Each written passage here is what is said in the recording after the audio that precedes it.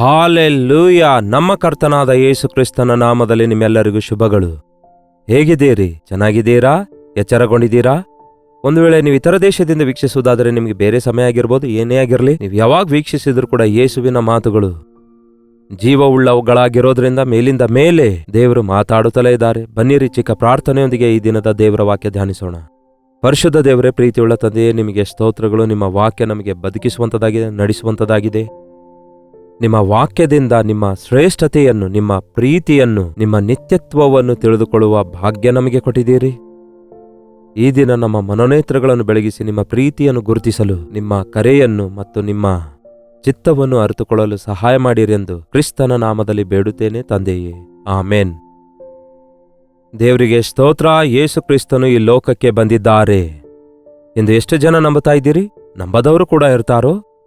ಹೌದು. ಮತ್ತೆ ಇಷ್ಟೊಂದು ಚಾರಿತ್ರಾತ್ಮಕವಾದ ರುಜುಗಳು ಇದ್ದಿದ್ದಾಗಿಯೂ, ಪ್ರವಾದನೆಗಳ ನೆರವೇರುವಿಕೆ ಇದ್ದಾಗಿಯೂ, ಯೇಸುವಿನಿಂದ ಮಾರ್ಪಡಿಸಲ್ಪಟ್ಟಂತಹ, ಆತನು ಕೊಟ್ಟ ರಕ್ಷಣೆಯನ್ನು ಹೊಂದಿರುವಂತಹ, ಆತನು ಮಾಡಿದ ಅದ್ಭುತಗಳನ್ನು ಅನುಭವಿಸುವಂತಹ ಎಷ್ಟೋ ಜನರು ಇದ್ದಿದ್ದಾಗಿಯೂ, ಇನ್ನೂ ಕೆಲವರು ತಮ್ಮ ಹೃದಯಗಳನ್ನು ಕಠಿಣಪಡಿಸಿಕೊಂಡು ಯೇಸುವನ್ನು ನಂಬಲಾರದವರಾಗಿ ಯೇಸು ಕ್ರಿಸ್ತನು ಕೊಡುವ ರಕ್ಷಣೆಯನ್ನು ಅಲಕ್ಷ್ಯ ಮಾಡುವಂಥವರನ್ನು ನೋಡಿ ಬಹಳ ವಿಷಾದವೆನಿಸುತ್ತೆ.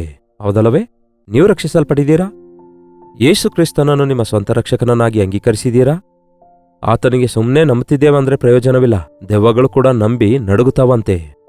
ಆತನನ್ನು ನಂಬಿದಾಗ ಆತನಿಗೆ ನಮ್ಮ ಜೀವಿತ ಒಪ್ಪಿಸಿಕೊಡಬೇಕು. ಆತನನ್ನು ನಂಬಿದಾಗ ಸಮಸ್ತವನ್ನು ಆತನ ಕೈಗೆ ಒಪ್ಪಿಸಿಕೊಡಲು ಹಿಂಜರಿಯಬಾರದು.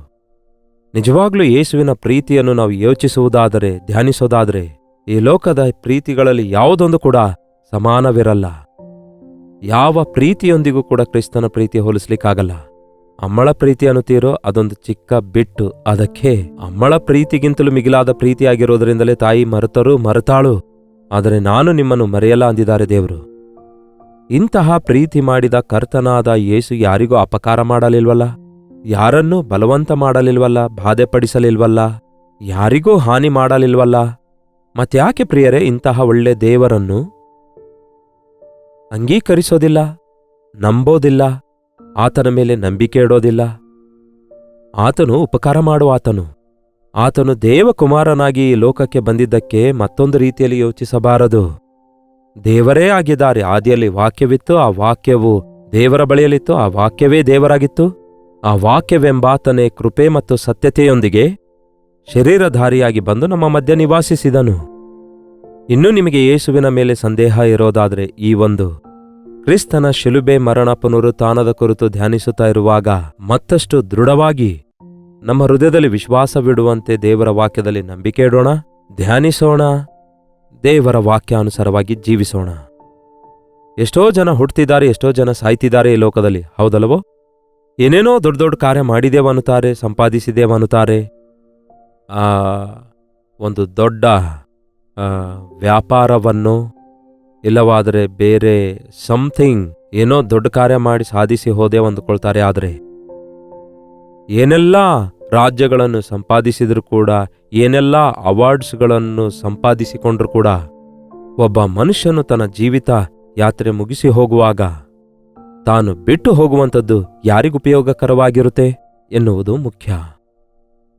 ಯೇಸುಕ್ರಿಸ್ತನ ವಿಷಯದಲ್ಲಿ ನಾವು ನೋಡುವುದಾದರೆ, ಆತನು ಎಲ್ಲರಂತೆ ಈ ಲೋಕಕ್ಕೆ ಜನಿಸಿ ಬರಲಿಲ್ಲ ಪ್ರಿಯರೇ. ಆತನ ಜನನದಲ್ಲಿ ಒಂದು ಮರ್ಮವಿದೆ, ಒಂದು ಸತ್ಯವಿದೆ, ಒಂದು ಪ್ರವಾದನೆಯ ನೆರವೇರುವಿಕೆ ಇದೆ. ಆತನ ಜನನಕ್ಕಿಂತ 700 ವರ್ಷಕ್ಕಿಂತ ಮುಂಚೆ ಒಬ್ಬ ಕನ್ಯೆ ಗರ್ಭಿಣಿಯಾಗಿ ಒಬ್ಬ ಮಗನನ್ನು ಹಡೆಯುವಳು, ಆತನಿಗೆ ಯೇಸು ಎಂದು ಹೆಸರಿಡುವರು ಎಂಬುದಾಗಿ ಒಂದು ಪ್ರವಾದನೆ ನುಡಿಯಲ್ಪಟ್ಟಿತು.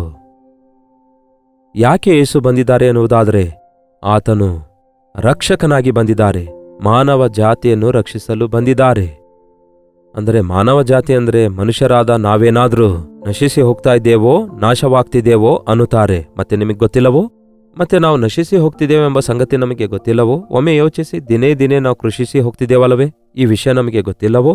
ಇಹಲೋಕದ ಶ್ರಮೆಗಳಲ್ಲಿ, ತೊಂದರೆಗಳಲ್ಲಿ ನರಳಾಡ್ತಿದ್ದೇವೆ ಎಂಬುದನ್ನು ನಿಮ್ಮ ಅನುಭವವಿಲ್ಲವೋ? ಈ ಲೋಕದಲ್ಲಿ ಮಾನವನಾಗಿ ಹುಟ್ಟಿರುವ ಪ್ರತಿಯೊಬ್ಬನ ಆ ಪ್ರಯಾಸ, ಹೋರಾಟ ಹೇಗಿದೆ ನೋಡಿ. ಅಷ್ಟೇ ಅಲ್ಲ, ಎಷ್ಟೋ ಜನರು ಈ ದಿನ ನೆಮ್ಮದಿಲ್ಲದಂತಹ ಜೀವಿತ ಜೀವಿಸ್ತಿದ್ದಾರೆ. ಅದಕ್ಕಿಂತ ಮುಖ್ಯವಾಗಿ ಸತ್ತ ನಂತರ ಏನಾಗುತ್ತದೋ ಎಂಬ ವಿಷಯದಲ್ಲಿ ಯಾವುದೇ ರೀತಿಯ ದೃಢತೆ ಇಲ್ಲದವರಾಗಿದ್ದಾರೆ. ಸತ್ರೆ ಏನಾಗುತ್ತೆ ನೋಡೋಣ ಎನ್ನುವ ರೀತಿಯಲ್ಲಿದ್ದಾರೆ ಹೊರತು ಸತ್ತ ನಂತರ ನಿಜವಾದ ಜೀವಿತ ಇದೆ ಎಂಬುದಾಗಿ ನಂಬುತ್ತಾ ಇಲ್ಲ. ಇಷ್ಟ ಬಂದಂತೆ ಜೀವಿಸಿ ಪರಲೋಕಕ್ಕೆ ಹೋದ್ರೆ ಆಯ್ತು, ಸ್ವರ್ಗಕ್ಕೆ ಹೋದ್ರೆ ಆಯ್ತು ಅಂದುಕೊಂಡು ಮೃತ್ಯು ಹೊಂದುತ್ತಿದ್ದೇವೆ ಅಂದುಕೊಳ್ತಿದ್ದಾರೆ ಹೊರತು ಈ ಲೋಕದಲ್ಲಿ ನಾವು ಜೀವಿಸಿರುವುದರ ಮೇರೆಗೆ ಶಾಶ್ವತವಾದ ಜೀವಿತ ಮರಣದ ನಂತರ ಇರುತ್ತೆ ಎಂಬುದನ್ನು ಅನೇಕರು ಗುರುತಿಸ್ತಾ ಇಲ್ಲ. ಯೇಸು ಕ್ರಿಸ್ತನು ನಮ್ಮನ್ನು ಈ ಲೋಕದಲ್ಲಿ ಸ್ವಸ್ಥಪಡಿಸುವುದಕ್ಕಾಗಿ ಆನಂದಕರವಾಗಿ ಸಂತೋಷಕರವಾಗಿ ಜೀವಿಸುವ ಹಾಗೆ ಸಮಾಧಾನ ಸಂತೋಷಗಳಿಂದ ಇರುವುದಕ್ಕಾಗಿ ಮಾತ್ರ ಆತನು ಬಂದಿಲ್ಲ ಪ್ರಿಯರೇ. ಆತನು ಮರಣ ಹೊಂದಿದ ನಂತರ ನಮಗಿರುವ ನಿಜವಾದ ಜೀವಿತ ನಿತ್ಯ ಜೀವವಾಗಿರುವುದನ್ನು ಕೊಡುವುದಕ್ಕಾಗಿ ಆತನ ರಾಜ್ಯದಲ್ಲಿ ನಾವೆಲ್ಲರೂ ಯುಗಯುಗಗಳವರೆಗೂ ತಲತಲಾಂತರಕ್ಕೂ ಅಂದರೆ ಶಾಶ್ವತವಾಗಿ ಜೀವಿಸಬೇಕೆಂಬ ಉದ್ದೇಶದಿಂದ ಪರಲೋಕ ರಾಜ್ಯ ನಮಗನುಗ್ರಹಿಸುವುದಕ್ಕಾಗಿ ಯೇಸು ಈ ಲೋಕಕ್ಕಿಳಿದು ಬಂದಿದ್ದಾರೆ. ಯೇಸು ಕ್ರಿಸ್ತನು ಈ ಲೋಕಕ್ಕೆ ಜನಿಸಿ ಬರುವುದಕ್ಕಿಂತ ಮುಂಚೆ ಉಂಟಾದ ಎಲ್ಲಾ ಸೂಚನೆ ನೋಡಿದ್ದೇವೆ. ಹಾಗೆ ಆತನ ಮರಣ ಪುನರುತ್ಥಾನದ ಕುರಿತಾಗಿಯೂ ಕೂಡ ಸ್ವಲ್ಪ ಮಟ್ಟಿಗೆ ಮುಂಚಿತವಾಗಿ ಪ್ರವಾದಿಸಲ್ಪಟ್ಟಿವೆ. ಅಷ್ಟು ಮಾತ್ರವಲ್ಲ, ಆತನು ಈ ಭೂಮಿಯ ಮೇಲೆ ಜೀವಿಸಿದ ಕಾಲವೆಲ್ಲದರ ಕುರಿತಾಗಿ ಮುಂಚಿತವಾಗಿಯೇ ಬರೆಯಲ್ಪಟ್ಟಿದೆ. ಆತನು ದುಃಖದಲ್ಲಿದ್ದವರಿಗೆ ಬಿಡುಗಡೆ, ಕುಗ್ಗಿ ಹೋದವರನ್ನು ಎದ್ದೇಳಿಸುವುದಕ್ಕಾಗಿ, ದುಃಖಿತರನ್ನು ಸಂತೈಸುವುದಕ್ಕಾಗಿ, ಶ್ರಮೆಯೊಳಗಿದ್ದವರನ್ನು ಬಂಧನದಲ್ಲಿದ್ದವರನ್ನು ಆತನು ಬಿಡಿಸುವುದಕ್ಕಾಗಿ ವಿಮೋಚಕನಾಗಿ ರಕ್ಷಕನಾಗಿ ಬರುತ್ತಾನೆ ಎಂಬುದಾಗಿ ನುಡಿದ ಪ್ರವಾದನೆ ಅಕ್ಷರಶಃ ನೆರವೇರಿತು. ಒಮ್ಮೆ ನೋಡೋಣ ಬನ್ನಿ. ಲೂಕನ ಸುವಾರ್ತೆ 5ನೇ ಅಧ್ಯಾಯ 31ನೇ ವಚನದಲ್ಲಿ ವಾಕ್ಯ ಹೇಳುತ್ತೆ, ಅದಕ್ಕೆ ಯೇಸು, ಕ್ಷೇಮದಿಂದಿರುವವರಿಗೆ ವೈದ್ಯನು ಬೇಕಾಗಿಲ್ಲ, ಕ್ಷೇಮವಿಲ್ಲದವರಿಗೆ ಬೇಕು. ದೇವರ ಕಡೆಗೆ ತಿರುಗಿಕೊಳ್ಳಿರಿ ಎಂದು ನೀತಿವಂತರನ್ನು ಕರೆಯುವುದಕ್ಕೆ ನಾನು ಬಂದವನಲ್ಲ, ಪಾಪಿಗಳನ್ನು ಕರೆಯುವುದಕ್ಕೆ ಬಂದವನೆಂದು ಹೇಳಿದನು. ಒಬ್ಬ ರೋಗಿಗೆ ಡಾಕ್ಟರ್ ಬೇಕಾ? ಡಾಕ್ಟರ್ ಯಾರಿಗೆ ಬೇಕು ಹೇಳ್ರಿ? ನಾವು ಆರೋಗ್ಯವಾಗಿದ್ರೆ ಡಾಕ್ಟರ್ ಬಳಿಗೆ ಹೋಗುತ್ತೇವೋ? ನಾವು ಆರೋಗ್ಯವಾಗಿದ್ರೆ ಹಾಸ್ಪಿಟಲ್ಗೆ ಹೋಗುವ ಅಗತ್ಯವಿರುತ್ತೋ? ಔಷಧಿ ತೆಗೆದುಕೊಳ್ಳುವ ಅವಶ್ಯಕತೆ ಇರುತ್ತೋ? ರೋಗ ಬಂದಾಗ ನಮಗೆ ವೈದ್ಯರು ಬೇಕು. ಕೇಳಿ ಪ್ರಿಯರೇ, ರೋಗಿಗಳು ವೈದ್ಯರ ಬಳಿಗೆ ಹೋದ್ರೆ ಅವರಲ್ಲಿ ಎಕ್ಸ್ಪರ್ಟ್ಸ್ ಕೂಡ ಇದ್ದಾರೆ. ಕೆಲವು ಜನ ಡಾಕ್ಟರ್ಸ್ಗಳು ಕ್ಷಣ ಮಾತ್ರದಲ್ಲಿ ನಿಮ್ಮ ರೋಗ ಏನೆಂದು ತಿಳಿದುಕೊಂಡು ಟ್ರೀಟ್ಮೆಂಟ್ ಕೊಡ್ತಾರೆ. ಕೆಲವರಾದರೂ ಸರಿಯಾದ ಚಿಕಿತ್ಸೆ ಮಾಡಿಸಿಕೊಳ್ಳದೆ, ಸರಿಯಾದ ವೈದ್ಯರ ಬಳಿಗೆ ಹೋಗದೆ, ಏನೋ ತಂಪಾಡಿಗೆ ತಾವೇ ಮಾತ್ರೆ ತೆಗೆದುಕೊಂಡು ಕಡಿಮೆ ಆಗದಿರುವಾಗ ಮತ್ತೊಂದು ಮಾತ್ರೆ, ಆ ಮಾತ್ರೆ, ಈ ಮಾತ್ರೆ ತಿಂದ್ರೂ ಕೂಡ ಇದ್ದುದಕ್ಕಿಂತಲೂ ರೋಗ ಹೆಚ್ಚಾಗುತ್ತೆ. ಯೇಸು ಕ್ರಿಸ್ತನು ಈ ಲೋಕಕ್ಕೆ ರೋಗಿಗಳಿಗೋಸ್ಕರ ಬಂದಿದ್ದಾರಂತೆ, ಅಂದರೆ ಅವಶ್ಯಕತೆಯಲ್ಲಿದ್ದವರಿಗೋಸ್ಕರ ಬಂದಿದ್ದಾರೆ. ಪಾಪಿಗಳಿಗೋಸ್ಕರ ಬಂದಿದ್ದಾರಂತೆ, ನೀತಿವಂತರಿಗೋಸ್ಕರವಲ್ಲ. ರೋಗ ಎನ್ನುವಂಥದ್ದು ನಮ್ಮ ಶರೀರಕ್ಕೆ ಬರುತ್ತೆ.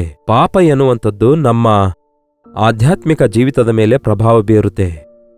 ಪಾಪ ಕೆಂಪಗಾಗಿರುತ್ತೋ ಬೆಳ್ಳಗಾಗಿರುತ್ತೋ ಅಥವಾ ಪಾಪದ ಆ ಗುಣಲಕ್ಷಣಗಳೇನೆಂದು ಹೇಳಲಿಕ್ಕಾಗಲ್ಲ. ಆದರೆ ಯಾಕೆಂದ್ರೆ ಅವು ಅನೇಕ ವಿಧವಾದ ಪಾಪಗಳಾಗಿವೆ ಅಲ್ಲವೇ? ಆ ಪಾಪಗಳು ಯಾವ ರೀತಿಯಾಗಿ ಬಯಲಾಗುತ್ತವೆ ಅನ್ನುವಂಥದ್ದು, ಎಷ್ಟೊಂದು ರೀತಿಯಾಗಿ ಆ ಒಂದು ಪಾಪದ ಪ್ರಭಾವ ನಮ್ಮ ಜೀವಿತದಲ್ಲಿ ಕಾಣ್ತೇವೆ ಅನ್ನುವಂಥದ್ದು ಗಮನಿಸುವುದಾದ್ರೆ, ಕೋಪ, ಅಸೂಯೆ, ಹೊಟ್ಟೆಕಿಚ್ಚು, ಶರೀರದ ಇಚ್ಛೆ, ಕಣ್ಣಿನ ಆಸೆ, ಇವೆಲ್ಲ ಕೂಡ ದುರಾಸೆ, ಇವೆಲ್ಲ ಕೂಡ ಪಾಪದಿಂದ ಬಂದ ಲಕ್ಷಣಗಳಾಗಿವೆ. ಪಾಪದಲ್ಲಿ ಹುಟ್ಟಿ ಬಂದಿರುವಂತಹ ಪಾಪದ ಗುಣಲಕ್ಷಣಗಳಾಗಿವೆ. ಇವೆಲ್ಲ ಪಾಪ ಒಂದು ರೋಗದಂತೆ ಅಂಟಿಕೊಂಡಿರುವಂತಹ ಆ ಒಂದು ಕೇಡುಗಳಾಗಿವೆ. ಯೇಸು ಕ್ರಿಸ್ತನು ಹೇಳಿದ್ದಾರೆ, ನಾನು ಪಾಪಿಗಳನ್ನು ಹುಡುಕಿ ರಕ್ಷಿಸಲು ಬಂದಿದ್ದೇನೆ ಅಂದಿದ್ದಾರೆ. ಯಾವ ಭೇದವಿಲ್ಲ, ಎಲ್ಲರೂ ಪಾಪ ಮಾಡಿ ದೇವರ ಮಹಿಮೆಯನ್ನು ಹೊಂದದೆ ಹೋಗಿದ್ದಾರೆ. ನೀತಿವಂತನಿಲ್ಲ, ಒಬ್ಬನಾದರೂ ಇಲ್ಲ.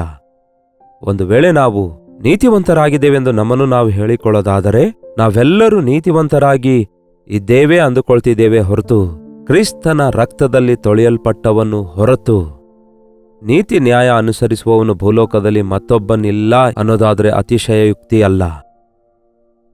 ಕೆಲವರು ಮಾಡದ ಪಾಪ ನೀವು ಮಾಡದೇ ಇರಬಹುದು, ಅಸಹ್ಯವಾದ ಪಾಪ ನೀವು ಮಾಡದೇ ಇರಬಹುದು, ದೊಡ್ಡ ದೊಡ್ಡ ಪಾಪ ದೋಷಗಳನ್ನು ನೀವು ಮಾಡದೇ ಇರಬಹುದು, ಎಲ್ಲ ಪಾಪಗಳನ್ನು ನೀವು ಮಾಡದೇ ಇರಬಹುದು. ಆದರೆ ಪ್ರತಿಯೊಂದು ಚಿಕ್ಕ ಪಾಪದ ಯೋಚನೆ, ಆಲೋಚನೆಯ ಕ್ರಿಯೆ ನಮ್ಮನ್ನು ದೋಷಿಗಳನ್ನಾಗಿ ನಿರೂಪಿಸುತ್ತೆ.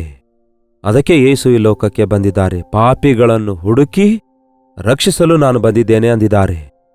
ಪಾಪಿಗಳನ್ನು ಹುಡುಕಿ ರಕ್ಷಿಸಿ ಅವರಿಗೆ ಮಾನಸಾಂತರ ಹುಟ್ಟಿಸಲು ಬಂದಿದ್ದಾರೆ. ಅವರ ಮನಸ್ಸನ್ನು ಮಾರ್ಪಡಿಸಲು ಬಂದಿದ್ದಾರೆ. ಸಾಲದಲ್ಲಿದ್ದವನಿಗೆ ನಾವು ಏನಾದರೂ ಸ್ವಲ್ಪ ದುಡ್ಡು ಕೊಟ್ಟು ಅವನ ಸಾಲ ತೀರಿಸಿದ್ದೇವೆ ಅಂದ್ಕೊಳ್ಳಿ. ಅವನ ಸಾಲ ತೀರೋಯ್ತು ಅಂತೀರಾ? ಅವನೆಲ್ಲ ಸಾಲ ನಾವು ತೀರಿಸಿದ್ದೇವೆ ಅಂದ್ಕೊಳ್ಳಿ. ಮತ್ತೆ ಅವನು ಸಾಲ ಮಾಡಲಾರದೆ ಇರ್ತಾನ? ಅದೊಂಥರ ಮನಸ್ಥಿತಿ ಇದೆ ಅನೇಕರಿಗೆ. ಸಾಲವಿಲ್ಲದಿದ್ದರೆ ಬದುಕಲ್ಲ, ಸಾಲ ಮಾಡಿದ್ರೆ ಬದುಕಲ್ಲ ಎಂದು ಕೆಲವರು ಹೇಳಿದ್ರೆ, ಸಾಲ ಮಾಡದಿದ್ರೆ ನನಗೆ ನಿದ್ರೆ ಬರಲ್ಲ ಅಂತ ಈ ದಿನ ಕೆಲವರು ಹೇಳ್ತಾರೆ. ಹೀಗೆ ಕೆಲವರಿಗೆ ಒಂದಲ್ಲ ಒಂದು ತಪ್ಪು ಮಾಡಿದಾಗಲೇ ಅದರಲ್ಲಿ ಸ್ಯಾಟಿಸ್ಫ್ಯಾಕ್ಷನ್ ಇದೆ ಎಂದು, ಏನೋ ಒಂದು ತೃಪ್ತಿ ಇದೆ ಅಂದುಕೊಳ್ತಿದ್ದಾರೆ. ಆದರೆ ಪಾಪದಿಂದ ಬಿಡುಗಡೆ ಹೊಂದಬೇಕಾದರೆ ಅದು ಮಾನವನಿಂದ ಸಾಧ್ಯವಿಲ್ಲ. ನಿಮ್ಮಷ್ಟಕ್ಕೂ ನೀವು ಪರಿಶುದ್ಧರಾಗ್ಲಿಕ್ಕಾಗಲ್ಲ, ನೀವು ಇತರರನ್ನು ಪರಿಶುದ್ಧ ಮಾಡ್ಲಿಕ್ಕೂ ಆಗಲ್ಲ.